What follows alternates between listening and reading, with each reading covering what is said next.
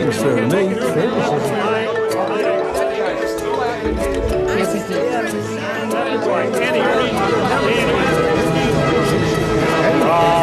if you don't know what fair is, you can't make it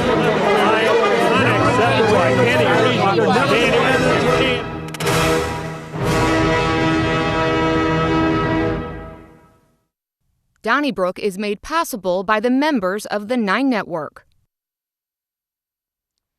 Thanks so much for joining us for this edition of Donnybrook, and we look forward to seeing you at Donny Bash next month. We'll give you details about that later in the program, but we also have lots of hot topics to discuss, and so we'll get to them. But first, let's meet our panelists for this edition, starting with Sarah Fenske from KWMU, the host of St. Louis on the Air on 90.7. Also with us, a founder of Donnybrook, back from Michigan, a quick vacation, for Bill McClone from the St. Louis Post-Dispatch and STLtoday.com. He's Ray Hartman from the Big 550 KTRS and the Riverfront Times, where he writes a great column. And another great columnist from the St. Louis American, as well as 97.1, 590, and I'm missing somebody here, Alvin Reed. It would be STLmag.com. Yeah, occasionally. Yeah. Hey, the king of all media. Oh, try it anyway. Yeah. Sarah, thanks so much for joining us. And let's see, last Friday, Sheila Sweeney, who used to head up both the Port Authority and the St. Louis Economic Development Partnership, got sentenced to 0 months in prison for her role in, I guess, a scandal that involved at least 4 individuals, including the county executive, who's been sentenced to almost 4 years. But she got no time after she pleaded guilty to theft of honest services, corruption. She had awarded contracts and grants to donors of Steve Stenger willingly. And she got probation, which I thought was kind of interesting when Steve Stenger got 4 years. She wasn't even required to, as far as any published report, to perform community service, to ladle soup in a soup kitchen or anything like that. Do you think she got off easy? Well, there's certainly been a lot of people who feel that what happened here was not fair. This woman was making $500,000 a year in public funding, and according to the St. Louis Post-Dispatch's excellent reporting at the time that she was still doing this job, she was basically serving as Steve Stenger's puppet and was going around and having employees do things that they felt was unethical and illegal, and she was using that whole organization to prop up his prospects. And now we find out that you can get away with doing that. You don't go to prison for doing it. I think it sends a really bad message, sets a bad precedent here, and will tell lots of other public officials that, hey, as long as you're not the one leading it, you can go along with it, and that's fine. I would tend to agree with you. I do think she should have got some minimal sentence where she actually was incarcerated. However, I've covered some federal trials where really icky people testified against or wore wire or, against people more despicable than they were, and he got a free pass, more or less. So is that the whole thing? You just have to find someone worse than you? Well, I think they wanted Steve Stenger so bad, and I think she's the one that laid him out on a platter. So you think she's the person who was wearing Yes, the I do. Yes, I do. Well, I know that should count, but I'm with Sarah on this.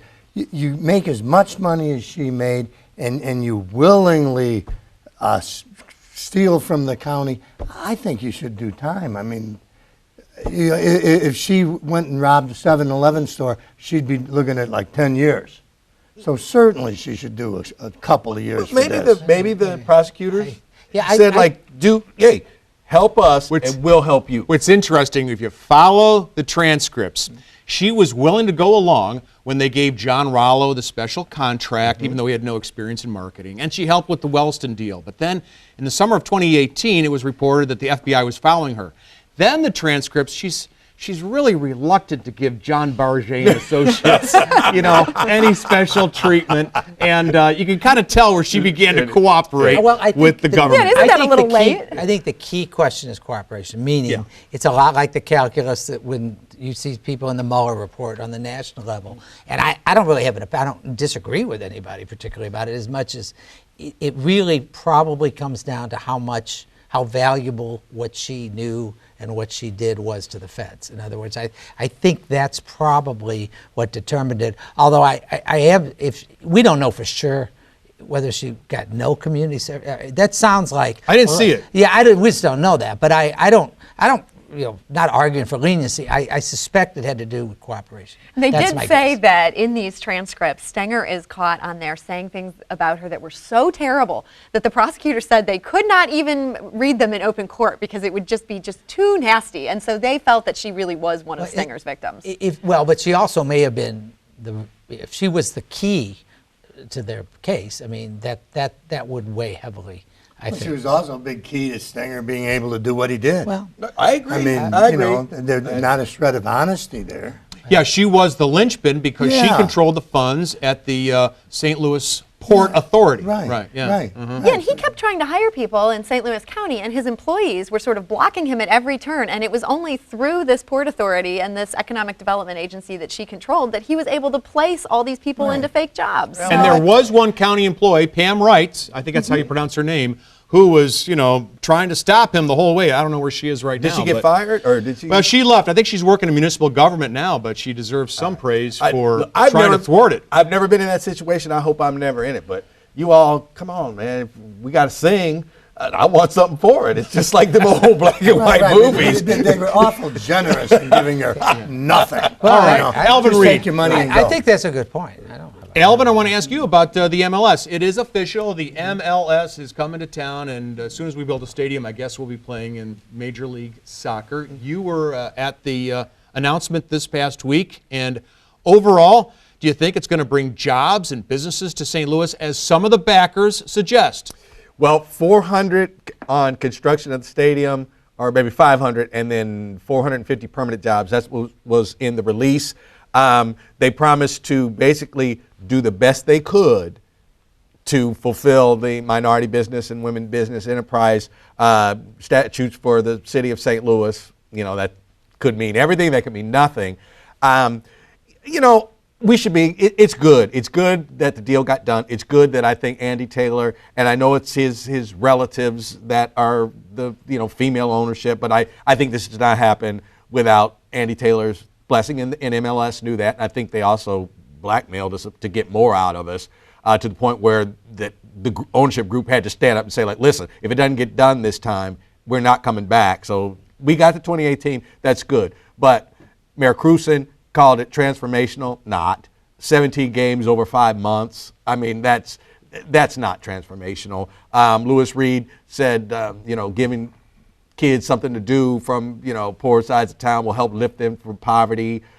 I think our poverty is a little bit more out of control than the good folks who own the MLS team helping develop soccer programs. So it's a good thing, but it is not going to fix the things that we have broken. That's all I'm saying. But God bless him for bringing the team here, and I got a nice scarf out of it. Hey, full disclosure. Yeah, there you go. Well, I would say I think it's good, but I think that the promises that it's going to bring businesses are probably exaggerated. I mean, there might be some business owners who really like soccer, and that'll make St. Louis more appealing, but you think we did have the NFL for 20 years. How many businesses moved to downtown St. Louis? We probably lost more than we gained. I don't think it's an economically it's significant, just like any company. Anybody bringing 50 jobs on it, it's not. It's definitely the best thing about it is it's a morale win for a city that needs a morale win, and it's great for soccer fans. And I do think St. Louis will do a great job of supporting it. I think the unanswered question with these things is we're now at the point of the devil getting into the details, and it'll be interesting to see what, if any, public goodies that we don't know about they'll get. For example, we do know that they're not going to own the stadium, which means they're not paying property tax to the schools. And there's things that when you look at what a good investment this is for the Taylors, being part of the MLS, and I wrote about this at the RFT, they're part of an international marketing, group basically when they join the MLS. I don't think they really need that much help. Oh, I think you're but it's fine. being too picky on this. Overall, this is a very good thing. No one really thinks it's going to be transformational. And as far as this being a great investment for the Taylors, maybe so and maybe not. I mean, it's built like a Ponzi scam, right? And if I had a lot of money, I wouldn't be thinking of putting into something that looks like a Ponzi scheme. So It's not a Ponzi scheme, but I think that, and I think to your point, the Taylors, Well, it does. With the it amount of money depends they on have, more and it more probably teams isn't going to coming in. affect their style of life, even if it went down. I don't mean that. I'm just saying this is a good investment, probably because of the marketing component that they're Maybe buying so, into. but I believe him because I've said this. From everything it's a I've been Ponzi. told and read, everything else, MLS's business model is to add 2 teams every 3 or 4 years, and that brings in another $300-400 million, and that's basically what keeps the thing afloat. But There's only like 2 or 3 franchises that declare profit. Now I'm not in their books and all that, but there's very few teams in this league that openly say we actually make some money. So who knows what the other teams It's are the doing. marketing, I'm telling you, and it's not a Ponzi scheme's a crime. I mean, it's not a crime. I mean, it's not a. I know But you don't mean it depends on new investors coming in to pay the old investors, is what we're saying, right? It- I hope for the Taylors I don't think so. it works well. But, I don't think it's that. Okay. but I don't think soccer leagues have done great Well, traditionally. Well, soccer's exciting, but really the important thing is the crime in the streets of St. Louis. And a lot of attention recently has been paid to a horrific situation, Sarah, and that is that about 10 kids, maybe 11 now, under the age of 16 have been killed on the St. Louis streets since June, and it's close to 20 for the year. And maybe the saddest comments I've ever seen in print were in the Post-Dispatch this week when the mother of a slain 7-year-old said something to the effect that, I'm paraphrasing here, maybe it's just as well as he was shot at the age of 7, so he didn't grow up on these streets. What did you think? Was it the grief talking, or was there more to that? Well, obviously it began with the grief talking, but I think she also saw what happens in her neighborhood, which is Hyde Park in North City. And there are so many problems there, and I think what she was referring to in that longer quotation is that when she saw the shooter who was charged with killing her son, she realized that if he grew up and took a wrong turn in this really tough neighborhood that they're in, that could have just as easily been him in 10 years. And that's the most heartbreaking thing of all to me, is that's the future that she could have been looking at for this little 7-year-old boy. Xavier Usanga was his name, and I can see where she's coming from. I don't think that she was incorrect in saying that could have been his future. I think that's grief talking. I don't want to say that she didn't really believe that, but I think that is grief. Now, unfortunately, it was not by violence. My wife and I lost an infant son to natural causes when he was 10 months old. Thank the Lord, we had 10 months, and remember it, But at the same time, I have no idea what Chandler would have grown up to be. He could have been like the most successful businessman in the world, but maybe he would have took a wrong turn. But the thing is that I would never say, I wish I never had him at all, because that is, I think that was just her trying to deal with the tragedy that hit her And she life. didn't say that she wished she'd never had him at all. She said maybe it was good that God had taken him now rather than when he was older. Well, then I'm saying like it happened, but I didn't fear the worst. She said, well, but you came from a middle class family and it was all looking up. I said, but she didn't know how it was all going to play out. But I would never, ever, ever say maybe it was best, because maybe he wouldn't have been everything that we thought he would be. So I would never say that. I mean, we all have our own ways of responding to grief. And, now 11 kids have been killed in the city this summer. And at the same time, you have so many young men who have been arrested for shooting people and for murder and for doing violent acts. And they are coming out of the same milieu where you could kill or be killed. And I think that's the biggest tragedy of everything. And as a parent, to me, it's so, the grief any parent has when they lose a child is such that I think everybody handles that grief differently and expresses it, and I sort of just give, maybe it's a cop-out, but just sort of a free pass to however you want to express yourself is what you should do. It was almost so sad. I was thinking to myself, if I was a reporter, maybe I would have eliminated it, only because I would have felt, maybe like Alvin, that it was the grief talking. But I totally appreciate your point there, Sarah. It's just the situation is so dire. Actually, there's a professor from Harvard. His name is Thomas Abt. He's at the Kennedy School, and he's arriving tonight, and he's going to speak tomorrow at UMSL at 1, and he's going to be down around KMOX at 8:30 in the morning. He's written a book. It's called How to Stop the Bleeding on the Streets, and he believes that if you follow his principles, as Oakland and Boston have done, you can decrease homicides by 50% in 8 years. His name is Thomas Abt, ABT. And so anyway, it's, people may want to follow that a little bit And listen in to your Well, show. we're gonna tape something and play it on Monday. Okay, so we have a town hall discussion. So what is this? Can you give us how does he do this? Yeah, he believes, APT does, that you need to find the relatively few individuals in a community, and there's usually 250 or 400 of them, and you confront them, and you say, we're going to work with you, we'll get you jobs and training, and we'll give you, some benefits, but if you don't accept our offer, we're going to hurt you. We're going to put you away for a long time. And it's really micro. He focuses on the individuals who are perpetrating these crimes. He says they're not that difficult to figure out. And he says it has worked in other cities and towns. Right. So Okay. it's kind of like the hot spots policing that our chief has been talking about, but so micro. A little bit, but he does distinguish his program from the hotspot policing. So, all right, we're going to ask you to join us on September the 26th for Donnie Bash. It's our annual fundraiser for the 9 Network, and it's also a lot of fun. Here are some of the details. For more than 30 years, the Donnybrook cast has been showing up here every week and arguing about the news of the day and the various viewpoints of the day, but always in a way that you can tell that they are good friends and you can tell that they respect each other's opinions even when they differ. And that says a lot about them and a lot about Channel 9. We try to bring programs that bring us into community, that bring us together, not divide. And we would like for you to support Donnybrook and all the other programs you enjoy here on Channel 9 and the 9 Network right now. Join us at the $5 level, and boy, do we have something special for you. It's the Donnybrook. We have brought it back after many years. It's a red foam rubber brick, and by golly, when you don't like what you're hearing from some Donnybrooker, well, you can just pitch it at the TV and you'll still have a TV when you get done. That's yours with just a $5 monthly contribution to the 9 Network.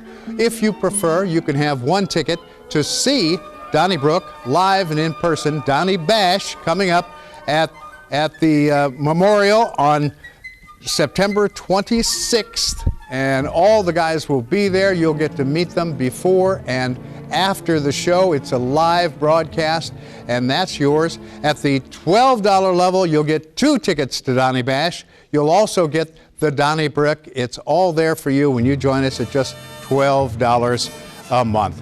And now, back to more of Donnybrook.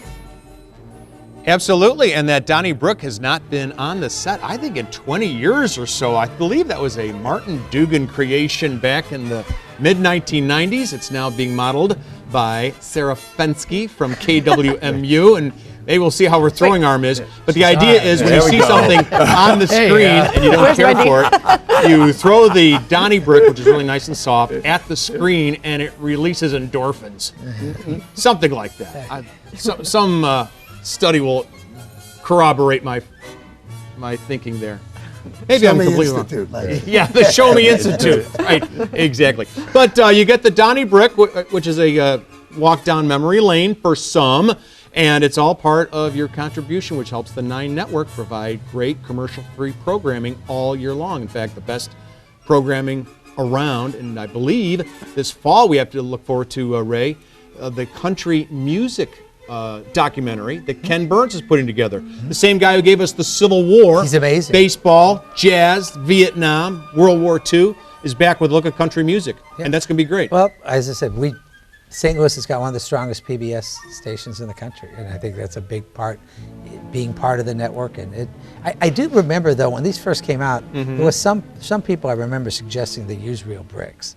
So I don't know. I remember that being a brief controversy years ago. But no, we're being part of the PBS lineup is great for St. Louis, and it's we're just one little piece of it. It's an honor to be part of it, for sure. All the great programming here. Absolutely. And it's a fun night. It really is a fun night. Those that come say, like, I really didn't expect it to be this fun. And you're thinking, like, well, what did you expect it to be? Right. Why are you here? Yeah, why are you here? Right. Punishment. Yeah. But, no, it's a great evening. I think people are amazed that it really is live television. That they, for some reason, think live television means like Johnny Carson's show used to be, like it was, taped at 5:30 and it came on at 10:30 our time. But no, you're there, you see it, it's live, and that's a cool aspect. It is indeed. So call the number on the screen, get a Donnybrook, and join us at Donnie Bash, September the 26th at the Sheldon. Bill McClellan, want to ask you about body cams. Mayor Lyda Crewson in the city of St. Louis says she's moving closer to body cams. She also said this week that she's closer to endorsing a plan called Cure Violence by Aldermanic President Lewis Reed, which would try and cut the bleeding in the streets.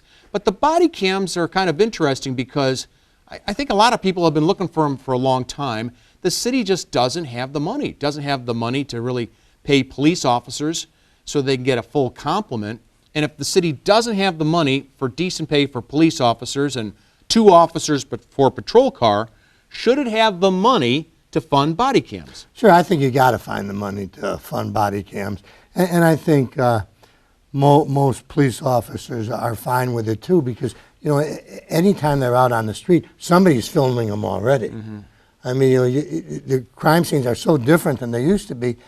Everybody's there with a camera now, and so the police are already accustomed to being filmed. So I think this is protection for the cops as much as it will prevent somebody from being ridiculous out there, I think. I think it's all good. I do too. And how much is the St. Louis Metropolitan Police Department going to end up paying probably to the police officer who was undercover that the other police officers beat up? Okay, that's a lawsuit. It'll get settled or whatever. Money. The young police officer, who was killed, and the 2 cops were supposed to be on duty, and she got shot. If they had body cams on, they wouldn't have been there, because the second it goes off, somebody would have known it. You would be, have told on yourself that something is going on. It's a good thing in that if I'm first of all, a proper police officer, I want one on, because it diffuses probably 99.5% of any kind of altercation with the public, even if it turns out to be, deadly. Like they have to take someone's life. I think that pretty much would uphold what they said. So I would want one. And you got to find the money for it. I know a certain sector of the police department doesn't want any part of it. I think that's old school thinking, and I would want to wear one. I think there's actually one huge problem with it, though, and that's that there's apparently a state law that was passed a couple of years back where they're saying that this footage will not be released as long as something is under investigation. Now, those of us who have been working journalists, we know that when they decide that they don't want you to have records on something, they will say it is under investigation, years will pass, your children will grow up and go to college, this thing is still under investigation, they're not going to release that footage. What good is this even going to do? Access is going to be kind of a fun part of the whole thing. Huge really. fight. I mean, it's going to be a huge fight on the part of the media, but also like what happens when there's a domestic assault, and the police go up there and the husband and the wife are going at each other. Who gets access to that? I mean, what if somebody? Well, the police misbehaved, so then we get to look at it, or divorce lawyers. There's going to be a lot of film out there that people are going to wish wasn't there. Well, in some communities, you're not allowed to take the police cam, the body cam, into a home. It can only be on the streets and the sidewalk. Well, that doesn't make much sense, though. I mean, well, you got privacy in people's homes. I mean, they're not supposed to be filmed, and for that, let's say you're in your bedroom and you're filmed by the police, and then someone, some media outlet subpoenas it or wants to see it and show it to the world. That's not fair for you. But I think having body cameras is kind of should be sort of police 101 now. So I'm in agreement. Although I think it's kind of like, I don't know, it's like the MLS, good, not great, because of the point Sarah raised, first of all. And also because, the police can say, the officers union that's lukewarm to it can make the point that it's certainly not the only thing that needs to be done. They got 153 positions to fill that they aren't filling. And I still think they need to do this. But they also, at some point, it's great for us to sit there and talk week in and week out about the crime. They've got to figure out a way in the city to hire, and by the way, I'm somebody that thinks to the expert you've got coming in, dealing with the causes of crime is a better solution than more cops. But at the same time, they've got to figure out a way to fill unfilled positions. Well, that's the whole thing. I mean, we've been 110 or 150 officers short of a full complement for at least 10 years. That does not argue against body cameras. Well, I mean, you ask someone who's living in North St. Louis or South St. Louis, what's more important to you, a police officer with a body camera or more police on the street, 2 cops in a patrol car, a quicker response time? I don't think body cams are going to win. But It doesn't have to be as a false choice. I think. I don't. No, it's not. It's a limited pie. You got a limited budget. The amount of money for body cameras, I think it's a false choice. It's millions of dollars a year. But to defend, is it a year or is it a one-time purchase? And even beyond the cost of getting these body cameras, the cost of storage is tremendous. At one point, Louis Reed announced, "I've got this deal where we're going to get body cameras for free." Well, it turns out he wasn't lying, but they needed like $5 million a year just to store the footage they were going to come up with. I mean, there are massive ongoing costs on this. Charlie's right; that budget is not infinite. Hey, Ray, let's, speaking of police officers, you were talking to a former one last night on your 550 radio show, the big 550 KTRS. Tim Fitch was the chief of police for the county. Now he's a county councilman. And you don't hear any politician asking for library trustees to be fired too often. But that's the case right now, where he wants every single one to step down after a controversial real estate deal in Frontenac, where they bought property for $6 million that had been appraised for $2 million.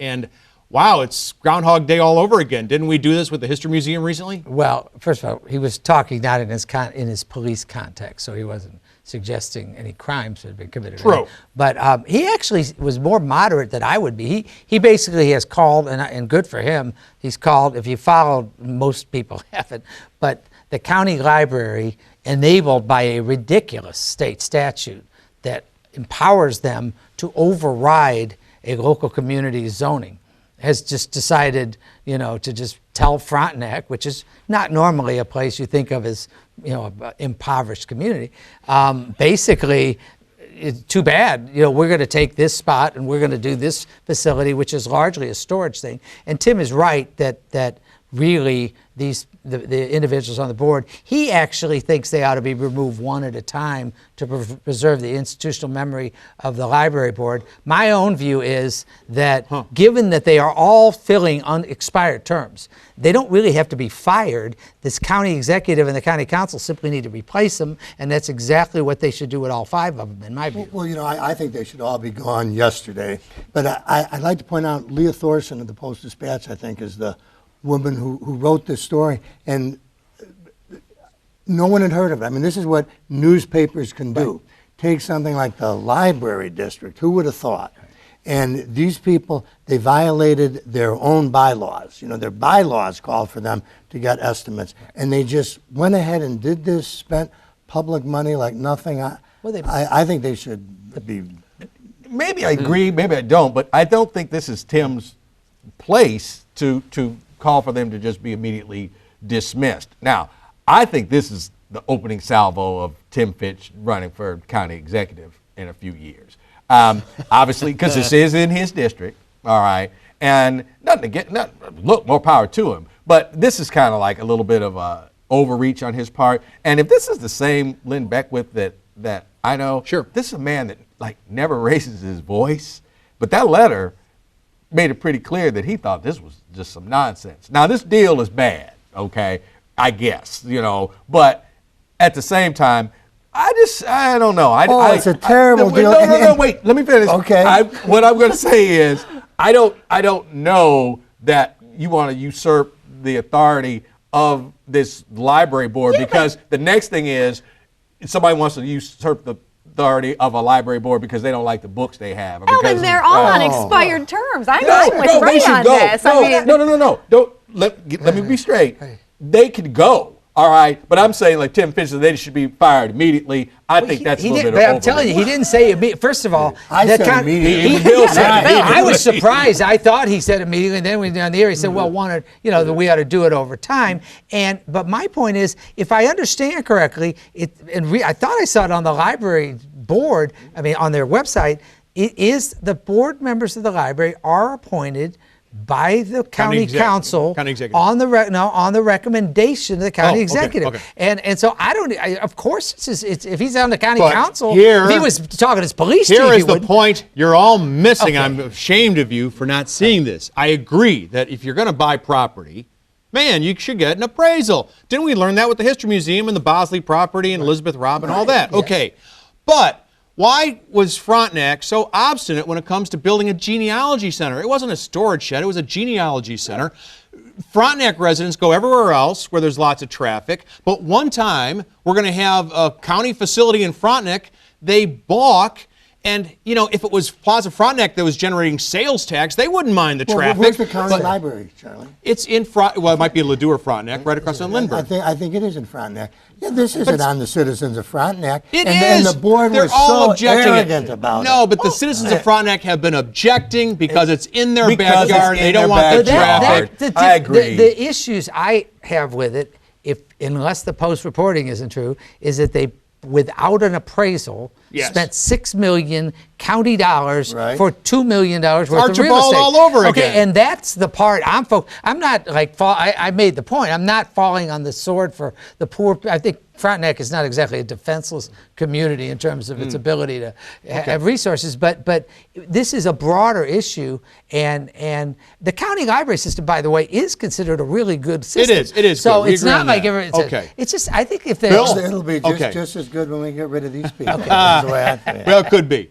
Bill, I want to ask you about Scott Thawne, who has been on this program before, but not much lately after it was discovered in the Greitens controversy that he was the bag man taking $100,000, $120,000 in cash in paper bags to Albert Watkins, who is the attorney for the husband of the woman who was at the center of the controversy with the governor. So, but he was on the air on my radio program and on his own radio program, not telling anybody about this while he was discussing the governor.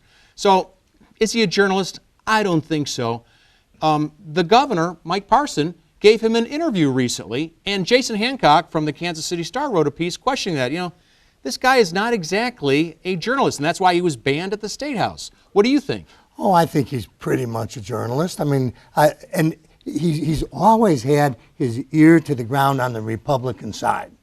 I mean, Scott is plugged into the Republican thinking, and so I think, okay, sure, and that's why Governor Parson gave him the interview, I'm sure. Well, in his little world, he's influential. I mean, the great irony is that he maybe gave him the interview because Scott Thawne got him the job by toppling his predecessor. Well, that's a very good point, Sarah. Yeah, so good for it's both sick. of them, right? No, I mean, as a journalist, this does bother me because you can't go around being a political operative, delivering bags of money to someone in order to get rid of a governor so that your governor of choice comes in, and then you just go and put your journalist hat back on. That's crazy. Well, It's crazy. It's unbelievable. This town allows it. Well, wait. It's not this. First of all, he's got a state show that airs on 30. It's an infomercial. When the whole controversy happened with the money going to Al Watkins and stuff, and Scott made the point very clearly that he did not consider himself a journalist. He thought of himself as a businessman. So he is the host of a TV show that's aired around. And if Parson wants to go on, the thing that I thought was most interesting, because I happened to see the interview, was that Parson did something that you don't normally see, which he announced his candidacy by he basically kept talking about how on the show he kept saying there'll be a big announcement, and basically announced that on September 8th he'll be announcing for governor, which, you know, there's been some question, and then nobody really picked up on it, but he announced that he was going to announce, which I thought, I don't know that I've ever seen anybody do that. Sarah, as much as I don't like it, you mentioned political operative. There are no two bigger political operatives in the St. Louis area than Hancock and Kelly, and they are on radio all the time, and they have financial and political interest in the clients that they serve. And I don't like that. But they're on, so how can I tell Scott Thawne he can't do it when, to me, they're in the same ballpark? Well, now, technically speaking, I'll back up Hancock and Kelly on this one because they're my good friends on KMOX. They're also on Fox 2.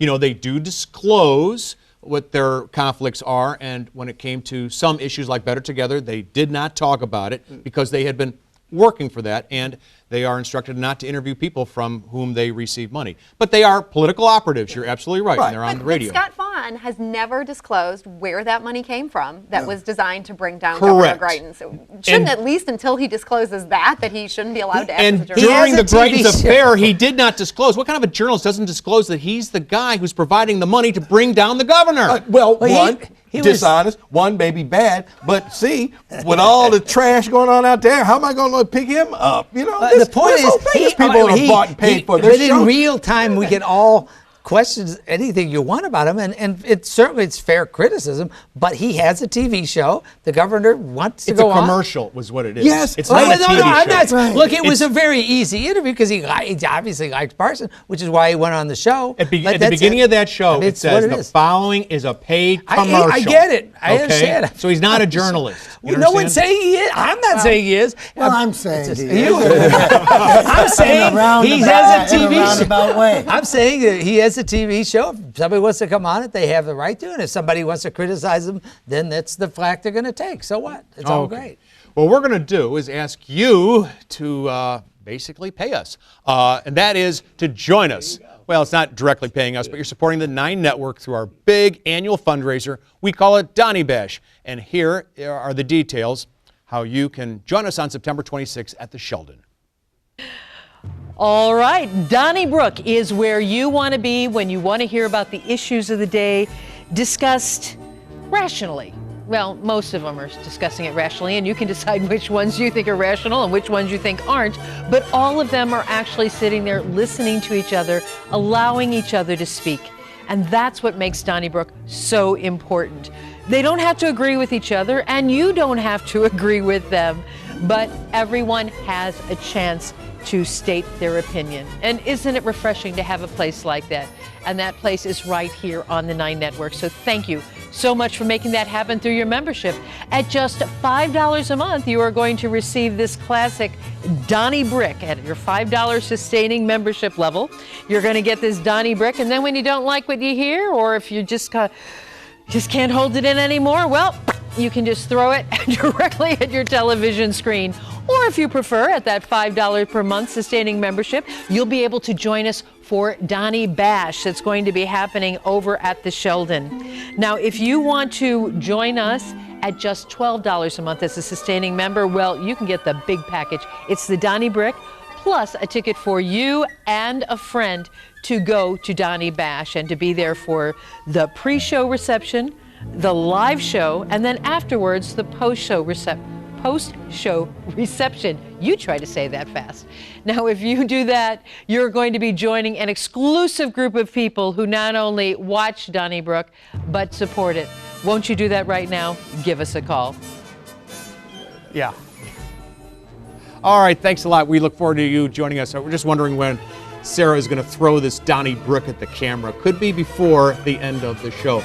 The Donnybrook will be yours, so you can relieve those tensions and release those endorphins and all that as you watch our program. And, of course, you'll help Channel 9 support these great programs from PBS and beyond. Think of all the great programs that you enjoy here, including, of course, the News Hour, which precedes us every weeknight, and it's just an example of how journalism is excellent. We talk about the importance of journalism. Nobody does it better than Judy Woodruff and her team at the News Hour. So please join us for Donny Bash. It's our fundraiser, and we thank you in advance for being so generous. Absolutely. Good food, good fun. I think some knowledgeable talk. I'm not sure. That's questionable. Maybe from the audience before the show. Or when they ask questions at the end. Well, the one thing we know for sure is the venue's great. The acoustics. Yes. The Sheldon's one of the great.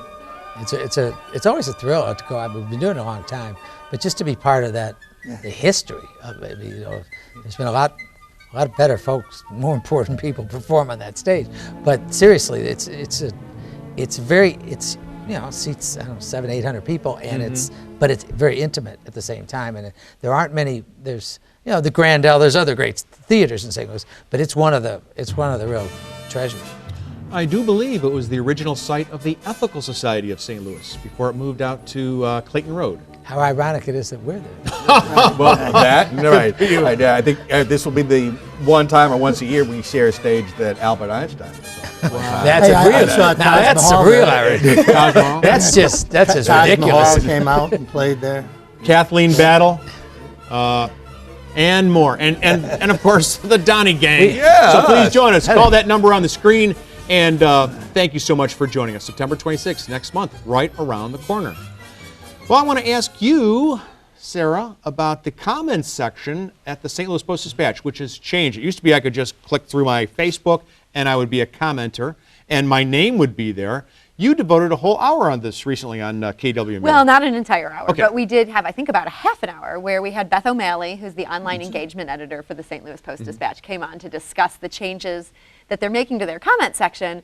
I just find this topic really interesting, probably because I'm a journalist, but everyone's trying to promote civil discourse, and it's like, how do you get there when people are terrible, and especially online they're terrible? So what they're doing is they've moved away from a Facebook-based system where you have to log in with your Facebook account, which was an attempt to get people to have to do things under their real name. Now you're just doing it with your login that you've created for the paper. It may not be your real name, but there's a way that you can upvote comments that are helpful and that are adding to a good discussion, and you can downvote if someone is just being a jerk or if they're not adding to the discussion. And the idea is that everyone participating in the discussion in some ways can almost help to moderate it so that the good comments rise to the top and the bad comments are buried.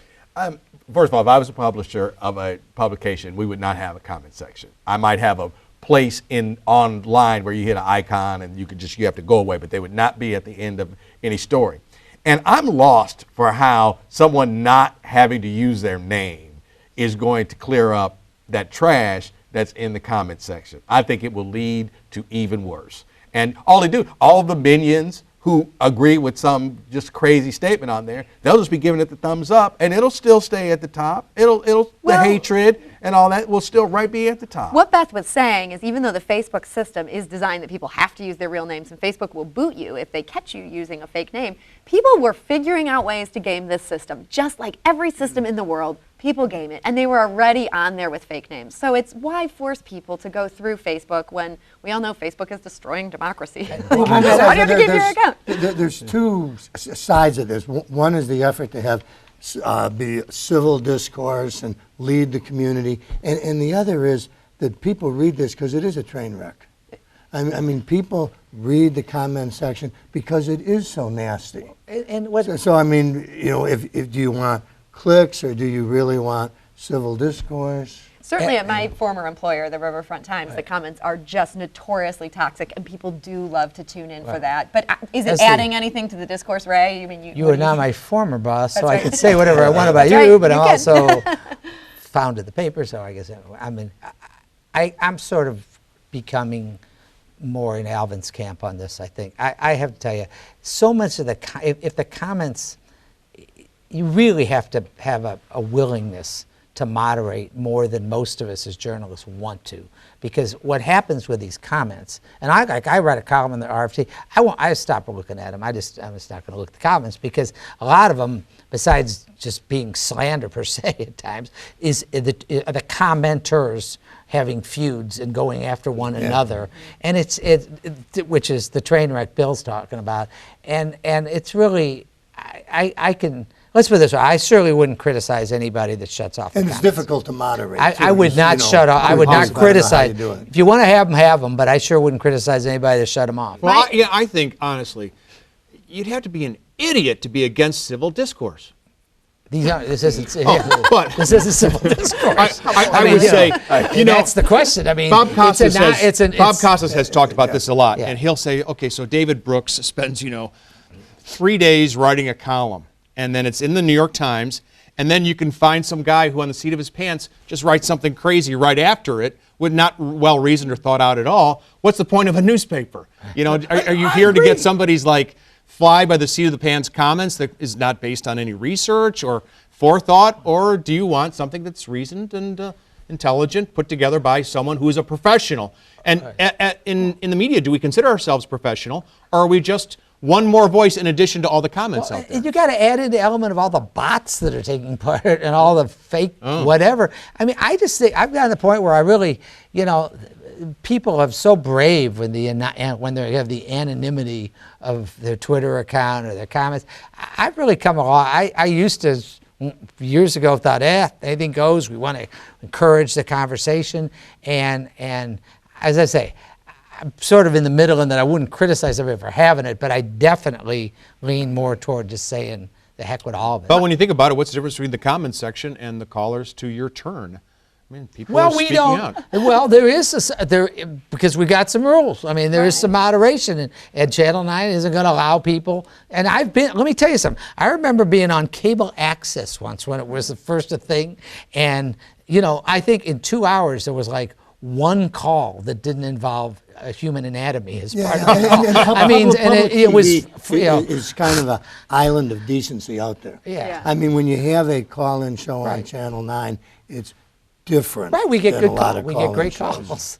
Hey, let's move on. Bill, it was announced this week that people who bought T-shirts with the Rams logo on it between December of 2010 and maybe sometime in 2016 can get a 25% refund if they kept their receipts or if they're in the Rams system. If you bought it at the stadium and the Rams have you on file, they're going to send you some money. And if you bought tickets and you're in their system or if you got the receipt, I think you get 25% back.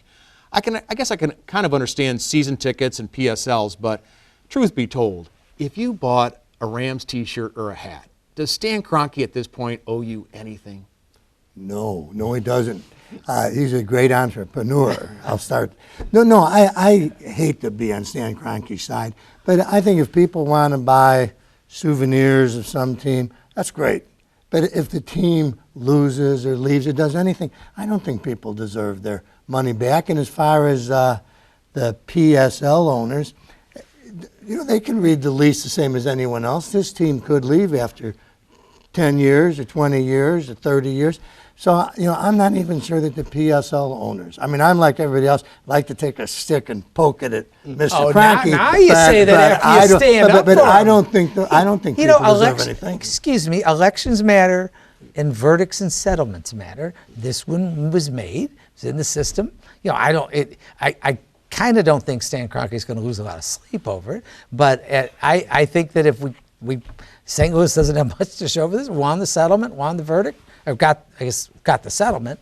Come on, Why Ray. not? Well, You're who clogging cares? up the courts with a T-shirt claim I will against admit Stan this. Kroenke. The big winners in any class action are the lawyers. We all know that. $7 million. No question. But having said that, so what's You think somebody who really bought a So you T-shirt mean- has a claim, Ray? Well, they do. Bill, And the hey, point tell me. my point is, are you feeling bad for Kroenke? I mean, I don't care if a guy's getting 25 cents back for his T-shirt. The fact is, That's a tyranny of the justice oh, it's system. tyranny against No, poor it's Stan not. Kroenke. It is. I mean, give me a But break. you're the guy who took the There you Schnook go. settlement. Schnooks, Bank of America. Look, I read it. I fit the parameters. I filled out the He little card. searches. I sent it in. And the best part about it is they got this lump of cash that goes out. And Stan Kroenke will probably have the last laugh because this will probably happen too. They got this lump of whatever settlement money. And if enough people, which is the case on one of the ones I did, don't claim the money, whatever's left, I got 2 checks. Did you really? Yes, I did. So you watch and There